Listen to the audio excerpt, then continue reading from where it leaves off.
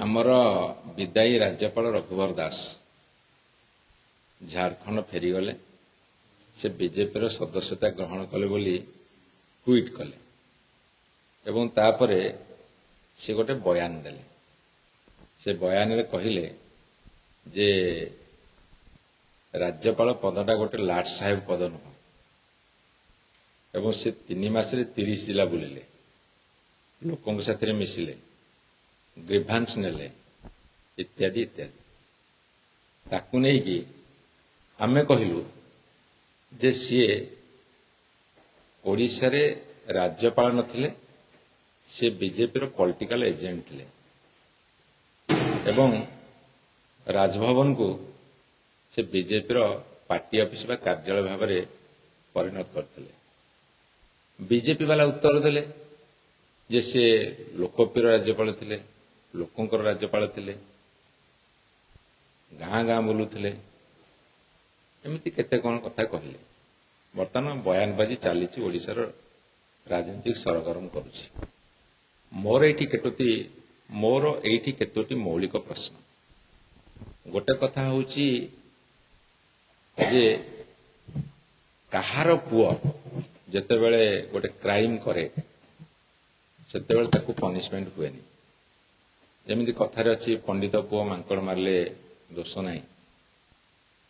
ସିଏ ଓଡ଼ିଶାର ତାଙ୍କ ଅଫିସରେ ଚାକିରି କରୁଥିବା ଜଣେ ବ୍ୟକ୍ତିଙ୍କୁ ତାଙ୍କ ପୁଅ ମାଡ଼ ମାରିଲା, ଜୋତା ଚଟେଇଲା, ଅକଥନୀୟ ନିର୍ଯାତନା ଦେଲା। ସିଏ ଗଣମାଧ୍ୟମ ଆଗରେ କହିଲେ, ପୋଲିସରେ ଏଫଆଇଆର ଦେଲେ, କୌଣସି କାର୍ଯ୍ୟାନୁଷ୍ଠାନ ନିଆଗଲା ନାହିଁ। ଏଇଟା ଲୋକଙ୍କର ରାଜ୍ୟପାଳଙ୍କର ପୁଅ ନା ଲାଟ ସାହେବଙ୍କର ପୁଅ? ସେ ଉତ୍ତରଟା ସେ ରଖିବେ। ଏବଂ ସାରା ଓଡ଼ିଶା ବୁଲିଲେ 3 ମାସ ଭିତରେ, ବହୁତ ଗ୍ରିଭାନ୍ସ ଆଣିଲେ, ଲୋକଙ୍କ ସାଥିରେ ଯାଇକି ମିଶିଲେ। ହେଲେ ଆମ ସରକାର ଥିଲା, ତାଙ୍କ ଗ୍ରିଭାନ୍ସ ହୁଏତ ଶୁଣି ନଥିବେ। ମୁଁ ତ ପ୍ରଥମରୁ କହିଛି ଯେ ରାଜ୍ୟପାଳ ଗାଣ୍ଡୁଏ ମାଟି ପକାଇବାର କ୍ଷମତା ନାହିଁ।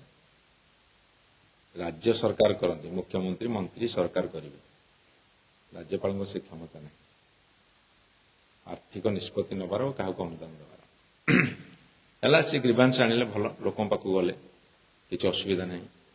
ଲୋକଙ୍କ ପାଖକୁ ଯାଇଥିଲେ ଗ୍ରିଭାନ୍ସ ଆଣିବାକୁ ନା ବିଜେପିର ସ୍ଥିତି ଜାଣିବାକୁ ନା ବିଜେଡିକୁ ବଦନାମ କରିବାକୁ? ଜଣେ ରାଜ୍ୟର ଗଭର୍ଣ୍ଣର ହିସାବରେ ସେହି ସରକାର, ଯେଉଁ ସରକାର ଥାଏ, ତା ବିରୁଦ୍ଧରେ ବୟାନ ଦେବାକୁ, ଏଇଟା ଭାରତବର୍ଷ ଇତିହାସରେ କୋଉଠି ହେଇନଥିଲା। ଏବଂ ଆଣିଲେ, ଗ୍ରିଭାନ୍ସ ଆଣିଲେ, ତାଙ୍କ ସରକାର ଆସିଲା। ତାଙ୍କ ସରକାର ଆସିଲା ପରେ ମୁଁ ତାଙ୍କୁ ପଚାରୁଛି, ବର୍ତ୍ତମାନ ରାଜ୍ୟ ସରକାରକୁ ମଧ୍ୟ ପଚାରୁଛି, ତମର ଯେଉଁ ଲୋକପ୍ରିୟ ରାଜ୍ୟପାଳ ଥିଲେ, ଯେତିକି ଗ୍ରିଭାନ୍ସ ଆଣିଥିଲେ, କେତୋଟି ଗ୍ରିଭାନ୍ସକୁ ଆଡ୍ରେସ୍ କରିଛନ୍ତି? ତାଙ୍କ ସରକାର ଆସିଲା ନା, ସେ ଯେଉଁ ପଲିଟିକାଲ ଏଜେଣ୍ଟ ଯେଉଁ ପାର୍ଟିର ହେଇଥିଲେ, ଏଇ 7 ମାସ ଭିତରେ ସେ କେତୋଟି ଗ୍ରିଭାନ୍ସ ଆଡ୍ରେସ୍ କରିଛନ୍ତି ବା ସଲ୍ଭ କରିଛନ୍ତି? ଏବଂ ମୁଁ ତାଙ୍କୁ ଆଉ ଗୋଟେ ପ୍ରଶ୍ନ ପଚାରୁଛି, ତାଙ୍କୁ କ'ଣ ପ୍ରମ୍ପଟିଂ କଲା ଯେ ସେ କହିଲେ ଯେ ଲାଟ ସାହେବ ପଦ ନୁହଁ? ଆମେ ପ୍ରଫେସର ଗଣେଶୀ ଲାଲଙ୍କୁ ଦେଖିଛୁ। ତାଙ୍କୁ ଯଦି ଓଡ଼ିଶା ଲୋକଙ୍କୁ ପଚାରେ ଯେ ଭଲ ରାଜ୍ୟପାଳ କିଏ, ତାଙ୍କୁ ଏତେ 100ରୁ 100% ମାର୍କ ଦେବେ। କିନ୍ତୁ ଯଦି ଓଡ଼ିଶା ଲୋକଙ୍କୁ ପଚାରାବ ରଘୁବର ଦାସ କିଏ, ଲୋକ 100ରୁ 10% ମାର୍କ ଦେବେ କି ନାହିଁ ମୁଁ ଜାଣିନି। ସେ ଯଦି ଧରାଧରି କରିବେ ବି ତଥାପି 30 ମାର୍କ ପାଇବେନି, ପାସ୍ ମାର୍କ ପାଇବେନି। ଏବଂ ଆଉ ଗୋଟେ କଥା ବିଜେପି ସରକାରକୁ ମୁଁ ପଚାରିବାକୁ ଚାହୁଁଛି, ଯାହା ବିଜେପିର ବନ୍ଧୁମାନେ ଯେଉଁ ବୟାନବାଜି କରୁଛନ୍ତି, ଲୋକଙ୍କର ରାଜ୍ୟପାଳ ଥିଲେ, ତାଙ୍କୁ ତଣ୍ଟିଆ କ'ଣ ପାଇଁ ଦେଲେ? 5 ବର୍ଷ ତ କାର୍ଯ୍ୟକାଳ ସରିନି, ନଙ୍ଘା ତଣ୍ଟିଆ ଦେଇ କାହିଁକି ବିଦା କଲେ? ସେ କାରଣଟା ବର୍ତ୍ତମାନ ବିଜେପି ଭାଇମାନେ ଟିକେ ସ୍ପଷ୍ଟ କରନ୍ତୁ। ଏବଂ ସବୁଠାରୁ ବଡ଼ କଥା ହେଉଛି ଯେ ତାଙ୍କ ପୁଅ ଯେତେବେଳେ ବାଡ଼େଇଲେ, ଝାଡ଼ଖଣ୍ଡୀ ଗୁଣ୍ଡାଙ୍କୁ ନେଇକି ଓଡ଼ିଆ ଲୋକଙ୍କୁ ବାଡ଼େଇଲେ, ଏ ସରକାର ତ ସେତିକି ଦମ ନଥିଲା ତାଙ୍କୁ ପନିଶମେଣ୍ଟ ଦେବାକୁ। ଏବେ ତ ସେ ଗଲେଣି, ଅନ୍ତତଃ ତାଙ୍କ ପୁଅକୁ ଟିକେ ଡାକନ୍ତୁ, ପୁଲିସ ପଚାରୁ, ବାନ୍ଧନ୍ତୁ, ଫରୱାର୍ଡ କରନ୍ତୁ, ଓଡ଼ିଆ ଅସ୍ମିତାକୁ ଫେରାଇ ଆଣନ୍ତୁ।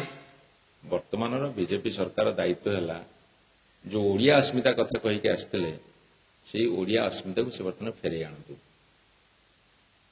ଏବଂ ସେମାନେ ତୁଳନା କରି ଦେଖନ୍ତୁ ଯେ ଗଭର୍ଣ୍ଣର ପୋଷ୍ଟଟା ଲାଟ୍ ସାହେବ ସେ କାହିଁକି କହିଲେ ତାକୁ ଟିକେ ନିରୀକ୍ଷଣ କରନ୍ତୁ। ବିଭିନ୍ନ ରାଜ୍ୟରେ ଯେଉଁ ଗଭର୍ଣ୍ଣର ଅଛନ୍ତି, ଯେଉଁଠି ଅଣ ବିଜେପି ସରକାର ଅଛି, ସେଠି ସେମାନଙ୍କର ଭୂମିକା କ'ଣ ଏବଂ ସେଇ ମାପକାଠିରେ ସେ କାହିଁକି କହିଲେ ସେଟା ଅସୁମାରୀ ପ୍ରଶ୍ନ ସୃଷ୍ଟି କରିଛି। ସେ ପ୍ରଶ୍ନର ଉତ୍ତର ଦିଅନ୍ତୁ। ଏ କଥାଟା এই ମୌଳିକ ପ୍ରଶ୍ନ ଗୁଡ଼ାକ ମୁଁ ପଚାରିଛି, ଦୟାକରି ଉତ୍ତର ଦିଅନ୍ତୁ।